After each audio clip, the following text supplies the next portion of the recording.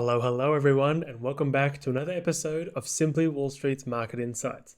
My name's Michael, and this week we'll be unpacking everything that Q1 threw at us. 2025 was supposed to roar in on the back of the Trump trade. Tax cuts, deregulation, tariffs, infrastructure spending, the greatest hits were all queued up. Markets were hyped, investors were ready, and then things got a little messy.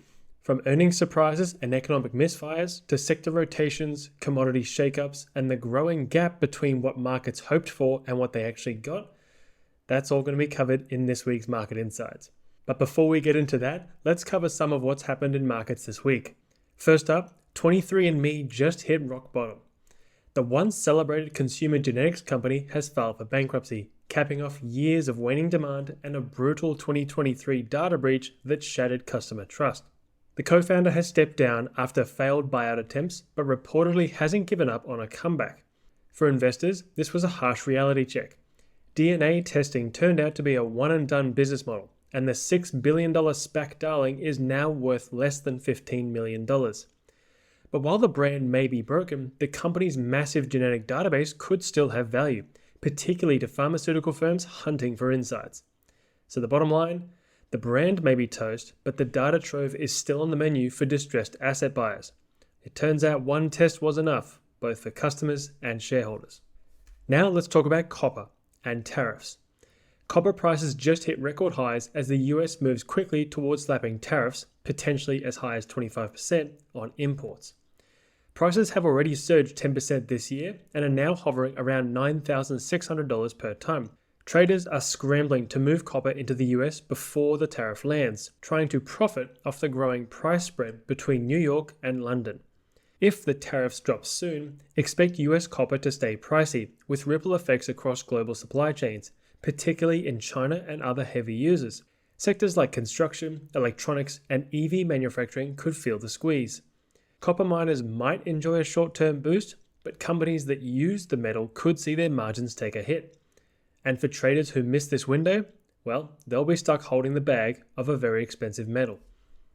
Next up, quantum computing is back in the buzz. Google's quantum hardware chief says we're just 5 years away from practical applications, despite needing millions of qubits to get there. Right now, we've got, 105 qubits. Still, investor interest has perked up again, especially after Google's recent breakthrough in quantum error correction. NVIDIA's CEO is urging a bit more caution, but the broader narrative is shifting. Quantum's moving from science fiction towards a commercial roadmap. Early use cases include simulating complex physical systems or generating synthetic data. But for real-world utility, we'll need better hardware, fewer errors, and some killer apps. For now, most investors are treating quantum as a long-term moonshot. So for safer exposure, some people are going broad with diversified tech ETFs or companies like Google and Microsoft that are already pouring money into quantum research and development. Now let's pivot to Tesla because it's not looking good in Europe. Shares dropped nearly 6% this week after a shocking 40% plunge in EU registrations for February. Add to that fresh concerns over Trump's potential auto tariffs and it's stacking up to be a rough quarter. Yes, EV demand in Europe is still growing, but Tesla is losing share, possibly because customers are holding out for newer models or because of Elon Musk's increasingly polarizing public image. The tariff chatter just adds more fuel to the fire, threatening Tesla's global distribution machine. And with competition from Chinese automakers heating up, plus lingering questions around the long-promised robotaxi business, Tesla's under pressure on multiple fronts. Demand slipping in Europe, PR's shaky everywhere else, and tariffs, they might just be the knockout punch. And finally, OpenAI's revenue is going vertical. The company expects to bring in $12.7 billion this year.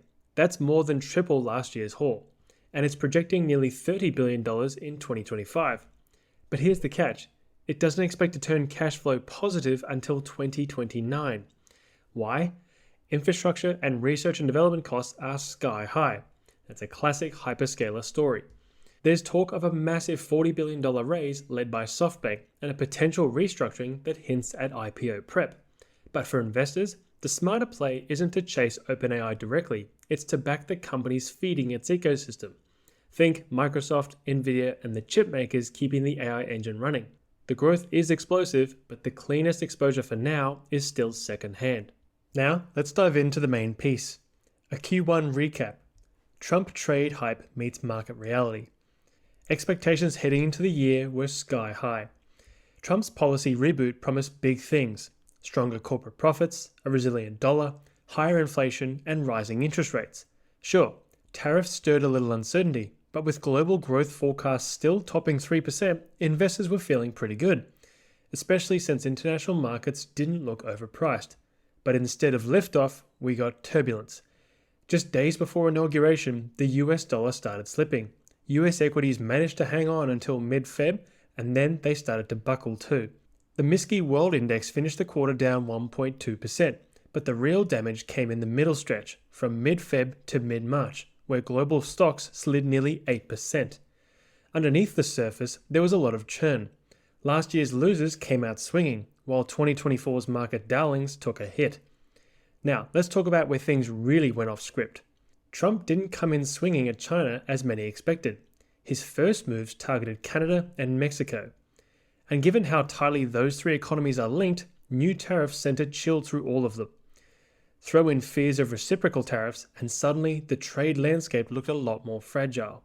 And then came DOGE, the Department of Government Efficiency, rolling out sweeping spending cuts and slashing government headcount. Investors knew spending cuts were coming, but the spread and scale rattled economists. The big question then was, what happens to consumer spending when Uncle Sam starts tightening the purse strings? At the same time, economic data started underwhelming, and February brought a tick up in inflation. Retailers began warning of a slowdown, and suddenly growth projections were headed south. And that takes us to earnings season for Q4, where it was a tale of two markets. Earnings season started strong, but the optimism did not last. S&P 500 companies posted decent numbers, but guidance from retailers and airliners told a different story, one of weakening demand. Earnings per share estimates for Q1 have been chopped, and now full-year projections depend on a second-half profit rebound. No pressure.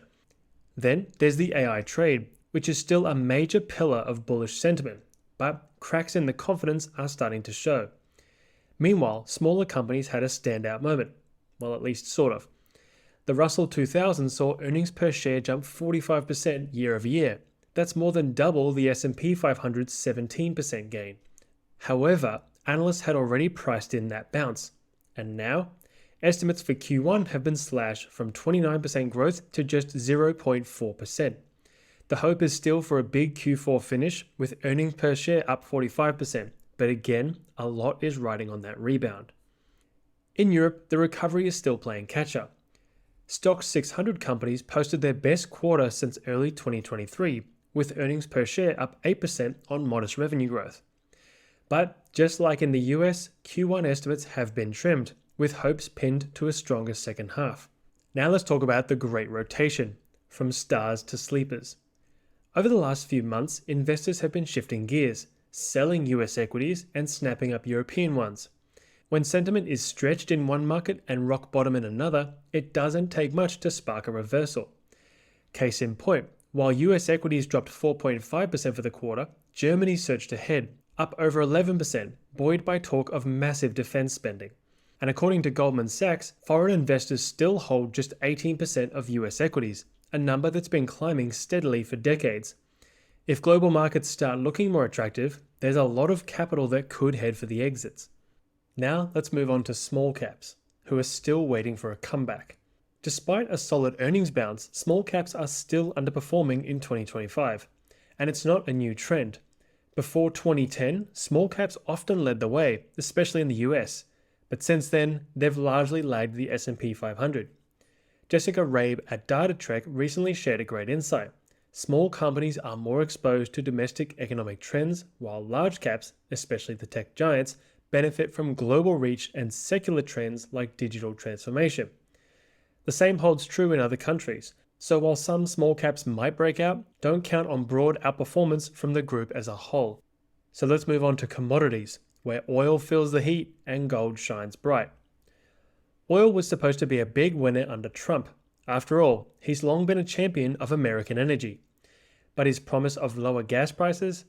Well, that clashes with producers' need for higher oil prices to keep drilling viable.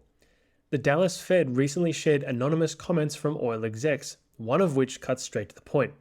He said, "You can't have US energy dominance and oil at $50 a barrel.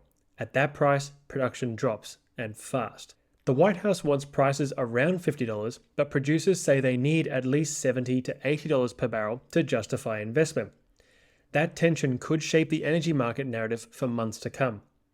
Now, over to gold, which just hit an all-time high, breaking through $3,000 per ounce. Uncertainty may make investors nervous, but gold bulls are eating it up. The metal's safe haven status is shining, and gold miners are loving the ride, especially if they can avoid the cost overruns that have plagued them in past cycles. 3-month returns have been impressive, up 48% in South Africa, 38% in the UK, 29% in the US, and 27% in Australia. Elsewhere in commodities, it was a mixed bag. Industrial metals stayed soft thanks to cloudy growth expectations, except for copper. That one rallied to a record high, as we mentioned at the start, fueled by US companies racing to stockpile ahead of potential tariffs. Is it a classic case of buy the rumor, sell the fact? Well, time will tell. So, what's the insight with all this? Tread carefully with the rotation trade. With all of this churn across sectors, markets, and asset classes, it's easy to get swept up in the action. The FOMO is real. But here's the antidote. Zoom out. Think long term.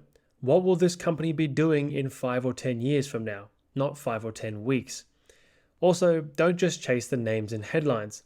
The companies getting all the attention are usually priced for perfection and move in lockstep with major indexes. Instead, look for hidden gems.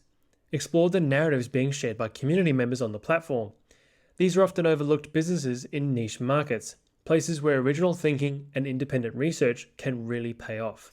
Often, it's the case that these are less well-known but interesting companies, and the authors have already done some of the hard work for you. The beauty of it is you can use their narrative as a starting point and build on it to create your own investment thesis, or you can start from scratch. And that's where we'll leave it for this week's Market Insights. If you'd like to get a lot more depth on this piece, please check out the article which we'll link to in the show notes. As always, if you have any feedback, please do let us know. We'll be back next week with more Market Insights. Until then, invest well.